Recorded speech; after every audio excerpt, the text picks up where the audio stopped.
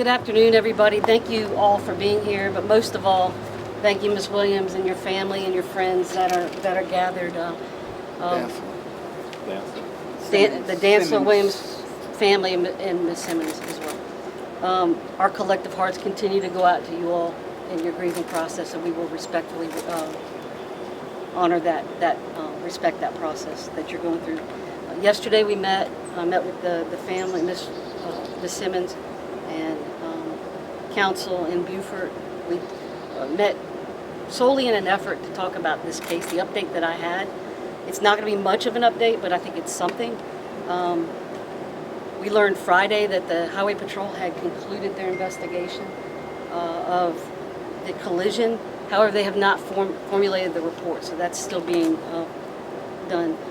This particular accident claimed the lives of three very precious members of this family, Miranda, Shanice, and Stephanie. And we wanted to, out of respect to the family, wanted to give them a personal update on what we knew to be true, the facts of this case, many of which you already have. It was during our meeting probably about midway through, about a half hour into it, I learned that a lot of information was not provided, not a lot, some information was not provided to the family regarding the case. When I say information, it's very basic stuff that should have been provided the day of or the day after the accident that occurred, and most of it related to the accident report itself. And when I saw the accident report, it was a little telling to me. I had already spoken to Ms. Simmons, and we acknowledged that her family was not to blame for this. We knew that hours after the accident. And it bothered me and it troubled me a little bit that that information was not relayed on the piece of paper. Now, it was just a piece of paper, maybe it was a preliminary investigation. But it's my understanding they didn't get that till 2 weeks after the actual collision. So there was a delay in that, despite the fact that I had already said, we were responsible. The facts still remain the same for this case. Deputy Emily Pelletier contributed to this accident. There's no doubt about the facts. I think we all agree on the facts. She ran a stop sign and hit the vehicle that was driven by Shanice. She struck the vehicle. There's no doubt about that. And both the vehicles left the roadway. There's absolutely no doubt. I also believe that speed was a contributing factor. And I don't know the exact speed yet. We don't have that information, but I know that based on what we saw, and I think we all agree on, speed was a factor in this particular incident. These facts are undisputed. There's absolutely no question about that. That has not changed. Now that the Highway Patrol has completed their investigation, they're in the process of compiling the reports. My meeting with the family yesterday was to give them that information. Not that I had anything new to add, but to let them know that information was forthcoming. I will not speak publicly ever to these facts prior to the investigation being completed, to risk jeopardizing the integrity of the investigation both externally and internally. I will not do that. It's not fair to them to jeopardize the case. People, if I get up to speak publicly, they might think that's the gospel. It's not necessarily the truth. It may be my opinion, but it's important for me to give the facts as they come and not to sway the investigation one way or the other. Internally, I will tell you we have completed the preliminary investigation of this case, and we are waiting to get the copy of the report that is forthcoming from Highway Patrol and make decisions and determinations on personnel regarding that collision. However, I will respect the integrity of the investigation and not make statements that would affect their interests as well. I will not do that. It won't affect the outcome of any cases, litigation that they have coming up. The past few weeks I've met with every uniform that drives a vehicle in Charleston County, and it's unfortunate that we have to continue to have these discussions, but I will tell you that our hearts are broken as well for this family, because they don't deserve to be standing here, and we are saddened by this. We absolutely are. I can't change the facts. I can't change the outcome, unfortunately. I wish I could. That is something I absolutely wish I could. But regardless, when we're responding to calls, we have a duty to uphold the law and to get where we need to go safely as possible. When you call 911, you should have a deputy respond and get to you as quickly as possible and as safely as possible. That is our number one priority. Absolutely our priority. And we do what we do best because we're trained to do it. We operate these vehicles 24 hours a day, 7 days a week, 365 days a year. We don't have a lot of collisions. We don't have a lot to this magnitude. This is just a terrible, terrible tragedy. And I'm very proud of the work that our men and women in uniform do throughout the Charleston County and surrounding areas. And here's the difference. The factor we can't change in this is the human element. We make mistakes. We're people. We make mistakes. We know those mistakes can have consequences, and in this case, there were grave consequences. So I wish I could say anything other than, we could change it. We can't. I can't change it. I said we are very good at what we do. That doesn't mean that we can't be better. It doesn't mean that we can't look at our processes and change our processes, embrace change. Now, I've told you what the facts are. We don't know why. We don't know why this collision happened.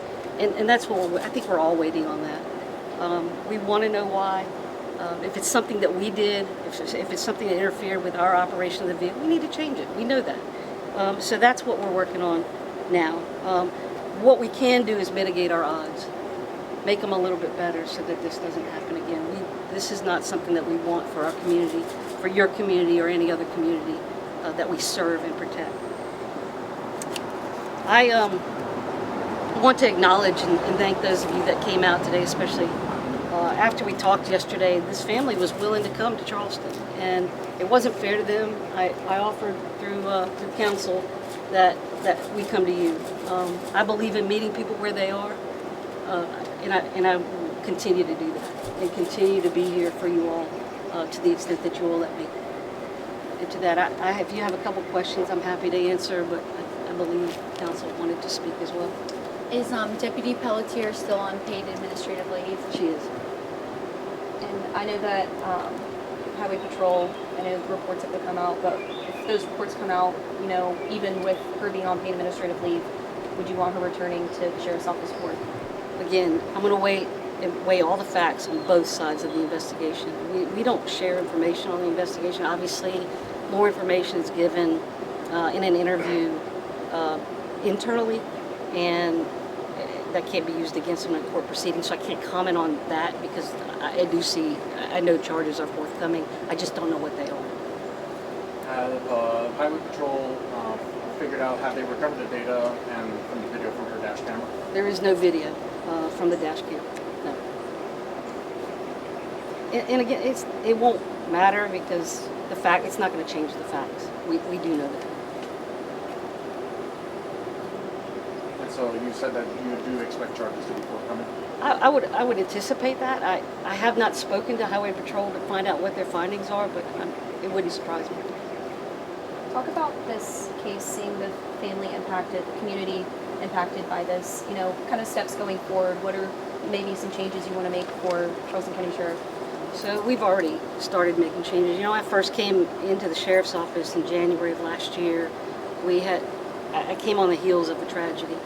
And so one of our biggest pushes at that time was driving safety, because we know driving injures and kills more people on these roadways, including deputy sheriffs. So it was really important. Right after this accident happened, we got together and said, we know that the cameras, I told y'all before, the cameras turn on when lights are activated, or if there's a collision, they turn on, it backs up 30 seconds. But in addition to that, they turn on at speed. So we've lowered that speed to 80 miles per hour so that the cameras automatically turn on. So if you're just going down the road and you don't have a reason to be going that fast and your camera goes on, you've got issues. So the staff knows that, the officers know that, and they know they have to use due caution. Now, can they go 80 miles an hour? Sometimes they have to, yes. But they need to pay attention to to their driveway.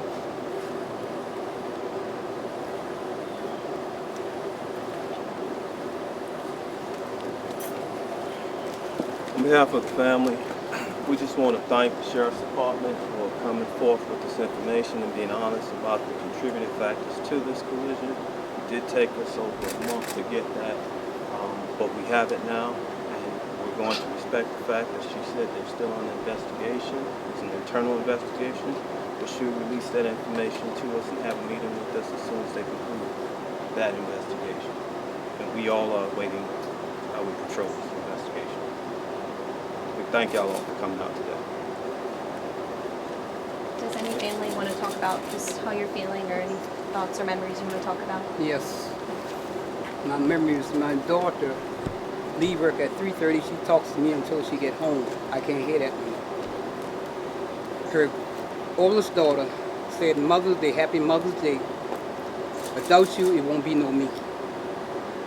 And Miranda just graduated Saturday. Started her life in criminal justice.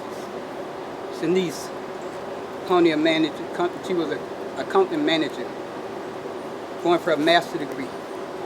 Had her own business, all that's taken away. And so my view is they saved her life. Because the speed she was coming across a 4-lane highway, doing that fast, she couldn't turn, she would flip over and over. She couldn't go straight, she was going to the woods. So the way I see it, my girl saved her life. That's right. And I woke up crying. I couldn't cry. I woke up 3 morning with tears coming down my eyes. So that means I'm crying in my sleep. It is no good feeling. It's not a good feeling. Not at all. Just hard on all of us. Me and my brother make it our business to come down here with Mom every day. I mean, if I'm not here, he here. I try to make my way from 9 o'clock to late in the afternoon, you know. And that's something because I know my sister always would be here with her. But, I mean, I just don't try to, you know, just worry about her more than anything. And I spoke to some family and friends of the community a few weeks ago when they had a balloon release, and a lot of family and friends speaking the fond memories of them, saying, you know, as a tragedy as this is, they all kind of left together. Does that make you more at peace? Close. They was really close. My daughter lived with me. Miranda just moved into college to live with her sister. If I'm on the phone talking to her, the one in college, Miranda would say, Mom, Grandma, Mama didn't answer the phone. That's why she on the phone with me, so I have to release a letter to talk to her. They were very close.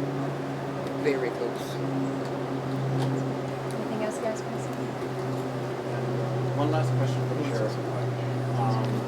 Sheriff, do you know if Deputy Pelletier's lights and sirens were on at the time of the crash? When I talked to y'all first time, I didn't know because she had not been questioned, but they were not. They were not? They were not. Well, as the pastor and representing the family as the church, we're grateful for the transparency. Obviously, it's still ongoing, but it does provide a little bit of peace for the family, which is needed. It's only the grace of God that Aunt Betty has been handling it the way she has. This is a great tragedy. It takes the strength of God. So continue to pray for this family. Pray for the sheriff's office. The young lady who was involved, she needs prayer as well. But we ask that you continue to pray for the Dantzler-Williams and Simmons family because they need your prayer and strength for the days coming. Thank you. Has the family heard from Deputy Pelletier at all? No.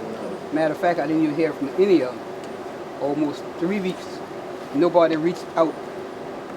And they tell me yesterday that they were trying to give us some space. How would I know that? Nobody tell me they're giving us some space. And I told them I'm going to lay them down to rest and I would get a lawyer. And I did that. And he's taking care of everything.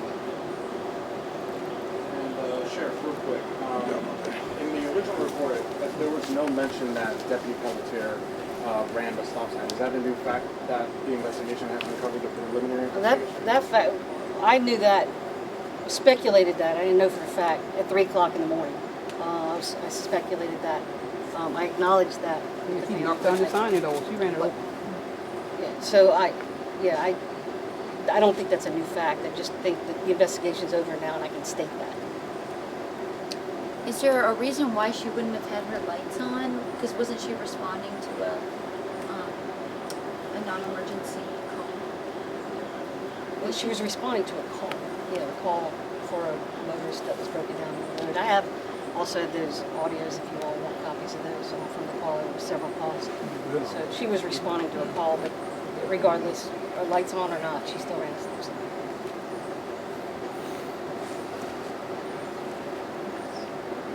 Thank you. Thank you.